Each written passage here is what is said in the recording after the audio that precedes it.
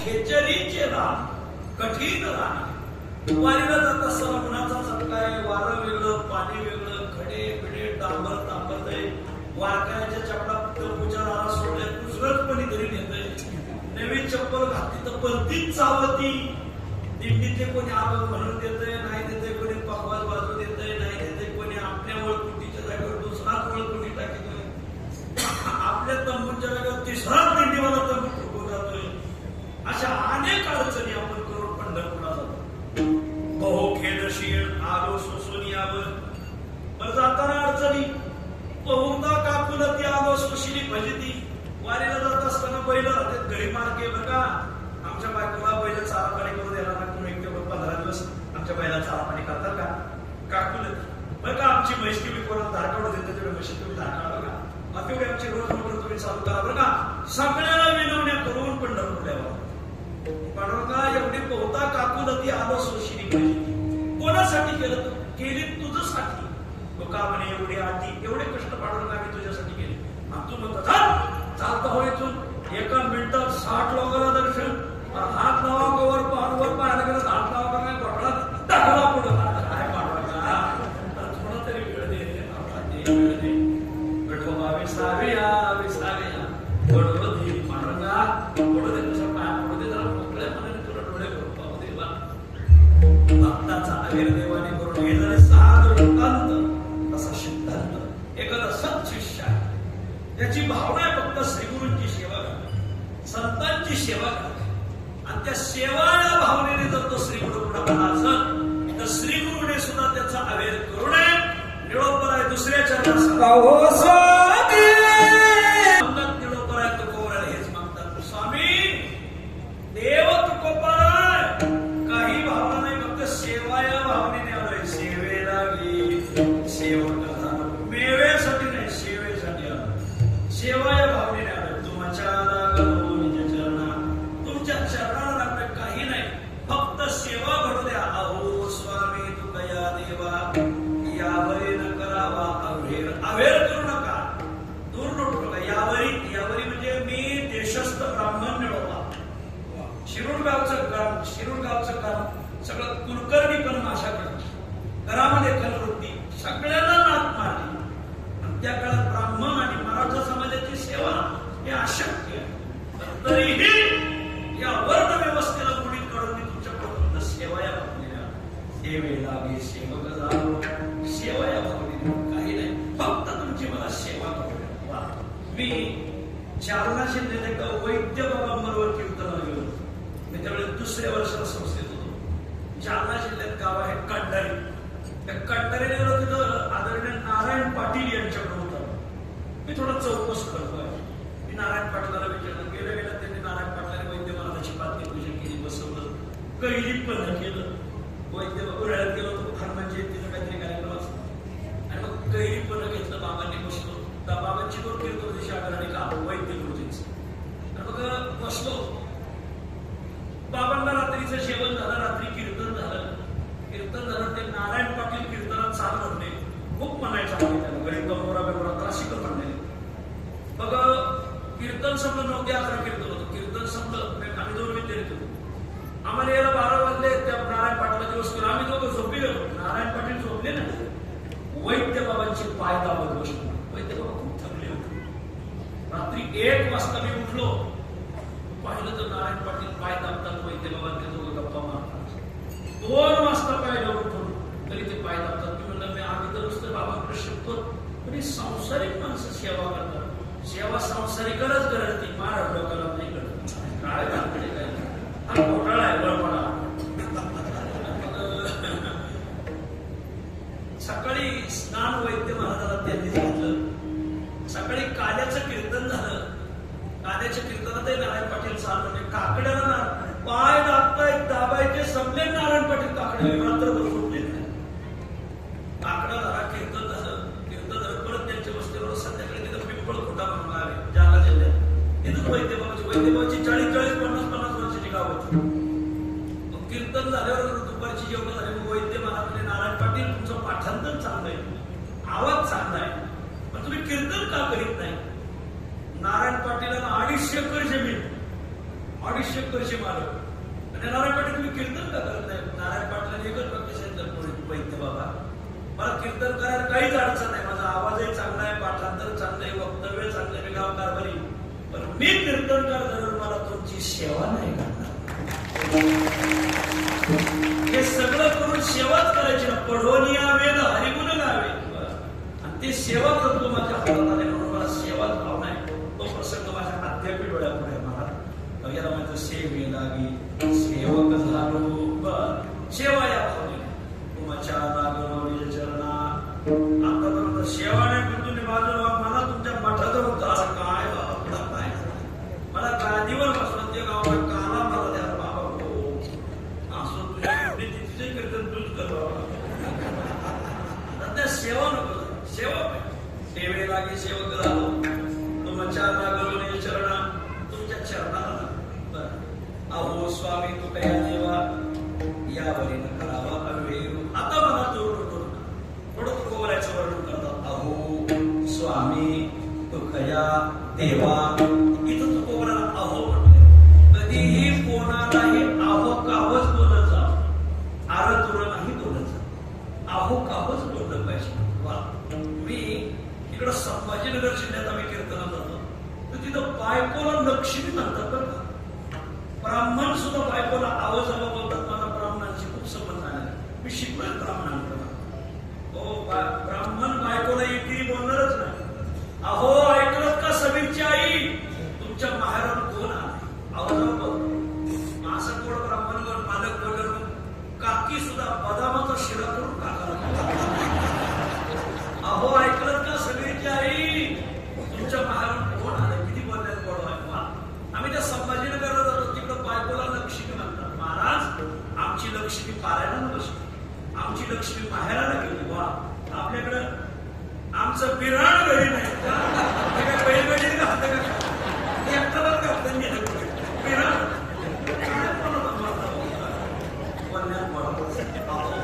कधीही बोला. तुम्ही आळंदी जर गेले तर श्री गुरु मारुती बाबा कोरेकर आहे. लहान मुलगा जरी गेला तरी ते त्याला आवाज बोलतात. बाळ कशा निमित्ताने आलात, बरं कुठं जायचंय बाबा आज तुमची कीर्तन सेवा घ्या आमची पिशी. आणि ते लहान बाळ पुढं आणि बाबा त्याचं कीर्तनच नव्हतं करत. म्हणजे आहो का होवा कधी कोणाला आराम करून आपल्या वेळे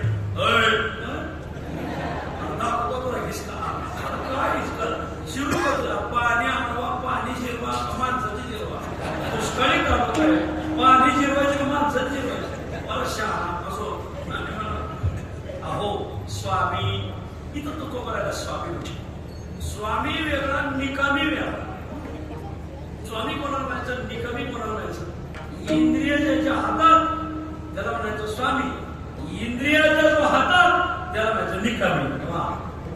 स्वामी अहो स्वामी जय जयाजी सद्गुरु स्वामी तुकया दाता येवनिया कृपावंती तुकया स्वामी सद्गुरुनाथ. तुकोबराय स्वामी स्वामी तुकोबरायला स्वामी म्हणतात मिळवला. तुकया स्वामी अहो स्वामी तुकया देवा.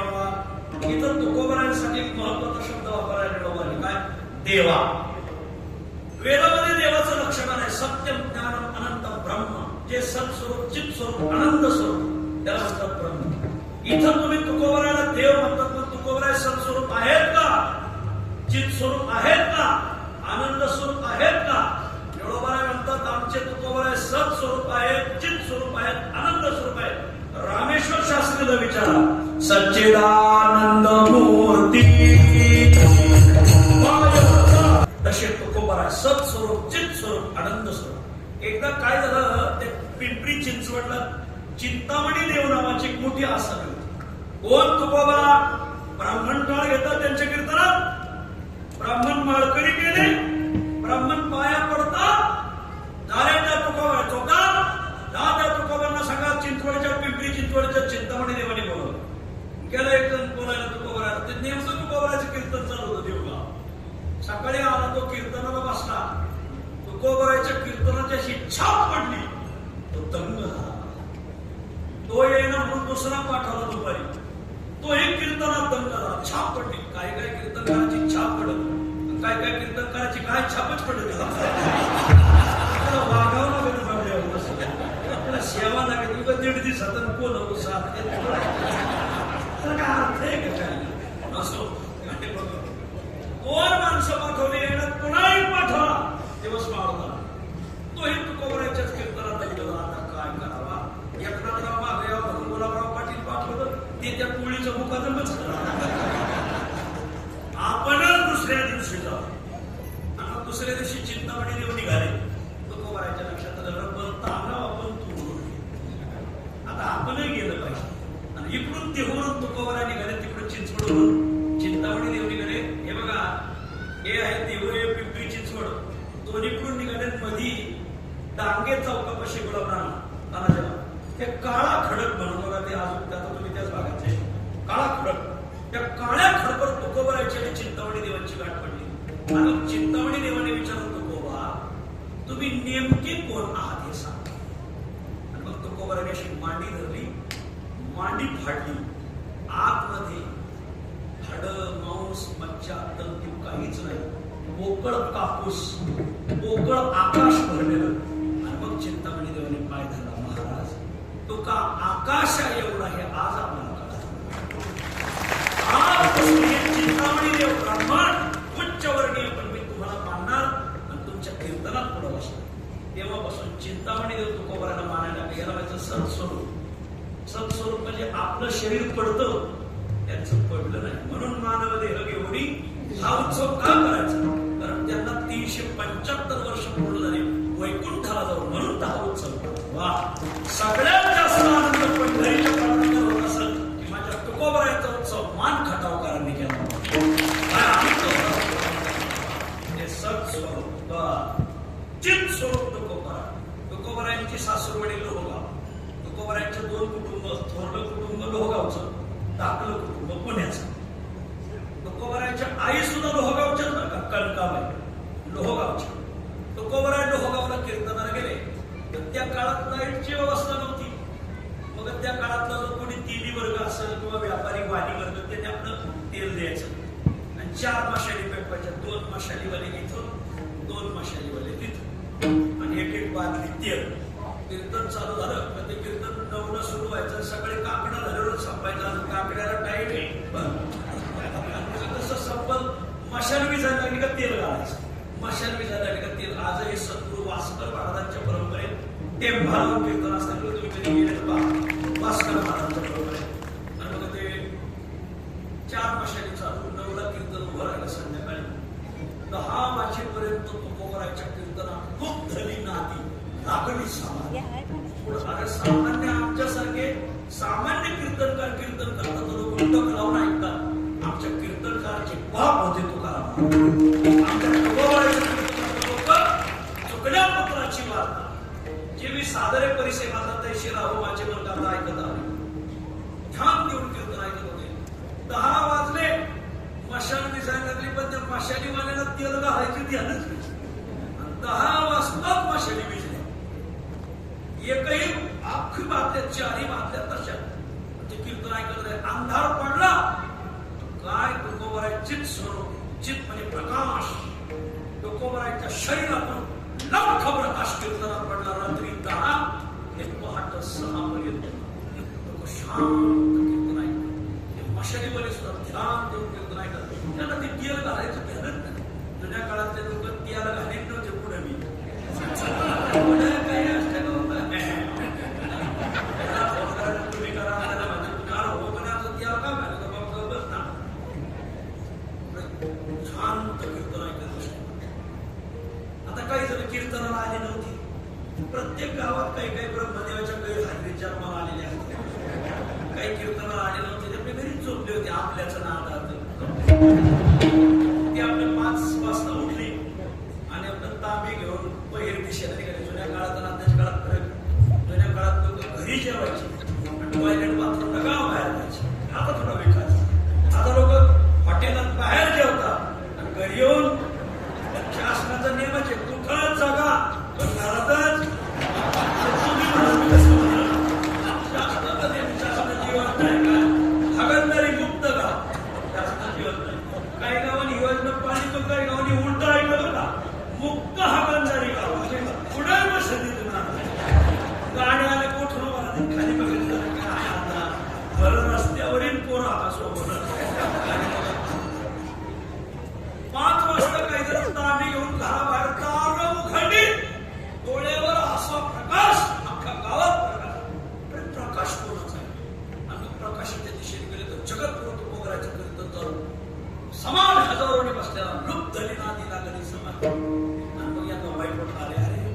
एवढे सत्पुरुष आपल्याकडे कुठे कीर्तन करतात, आपल्याकडे रोज कीर्तन करतात, तर आपण असे विषयासक्त होऊन घरी झोपा दाबेल फेकून दिले कीर्तनात बसे. 5 वाजता 5:30-6 सूर्यनारायण उदयाला आला आणि आपोआप जसा सूर्यनारायण उदयाला तुकोबाराने तेज आवरून घेतलं. सगळं कीर्तन समजा आरती झाले, लोक पाय पडाले, पण ते 4 जण बादल्या घेऊन आले. तुकोबाराय त्या बादलीत तर तेल जशाच तसे. लोक म्हणजे रात्री तेल संपलं नाही, म्हणजे टिक्का भरते तशाच तसं तेल आपण केले. आणि मग रात्री प्रकाश काय कळतच नाही प्रकाश कोणाचा होता. आणि मग ते 5 वाजता आले होते ना, कधी मी बाहेरून आलेलं ना, पहिले तिकीट असते काय करा त्यांना घेतलं पुढं. मग ते म्हणले आम्ही सांगतो प्रकाश कोणाचा होता. रात्री 10 ते पहाटे 6 पर्यंत जगद्गुरु तुकोबारायांच्या शरीराचा लख प्रकाश पडलेला होता. तुकोबारायांचीच स्वरूप आहे, सत्स्वरूप, चित स्वरूप, आनंद स्वरूप. आजही गाथा उघडा आनंदाची. सकाळचा पेपर संध्याकाळी वाचत नाही म्हणून संध्याकाळ नावाचा नवीन पेपर निघाला. आजचा पेपर उद्या वाचत नाही, पण रोज भाविक गाथा पारायण करतात. ज्यांचे घरी गाथा त्यांचे पायी आमचा माथा. रोज गाथा पारायण करतात, आनंद आहे लोकांना. आपला विषय सत्स्वरूप, चित स्वरूप, आनंद स्वरूप तुकोबा आहे. म्हणून देवा म्हटलंय अहो स्वामी तुकया देवा या न करावा अभेर सहज लिळे उदकी वह्या. तुमची लीला आहे, तुम्ही लिलेने उदकात वह्यात आल्या. तुम्ही रक्षिलिया निज सत्ते, तुमची सत्ता आहे. जळी दगडा सहित वह्या तार्याल्या 13 दिवस वह्या रक्षुनिया उदकी. कोरड्याची काढवडी दाखविल्या शेखी, अपार कविता शक्ती मिरवणी विधिवंती. कीर्तन श्रवणे तुमच्या उत्तरी जळलोकी. जय जय आजी संतो केला सहज लिळे उदकी वह्या. तुम्ही रक्षिलिया निज सत्ते, काही बंधन नाही. निळामणी धराला हाती माझा हात धरा. तरी द्या नव्हती निरूप निरूपमे तुम्ही मला द्या. अहो स्वामी तुकया देवा यावरी करावा अवेर. चिंतन सेवा संपली. सगळ्या महिलांना विशेष आमंत्रण. उद्या काल आहे, उद्या पंढरपूरचा पांडुरंग ज्ञानोबराय तुकोबाराय आपली पोळी खायला येणार आहेत. तर आज झोपायचंच नाही, नवस करायचा. पांडुरंगा 51 पोळ्या देते, फक्त पप्याच्या बापाची दारू सुद्धा आपाप 108 जी माऊली 108 पोळ्या करून आली, त्या माऊलीचा सन्मान समितीच्या वतीने होईल. महत्वा नवीन पुरण शिजायला फक्त पोळी करून गार करा, जेणेकरून ते गुण राहील ना सगळं चालेल ना. प्रत्येक घरातून 11 पोळ्या.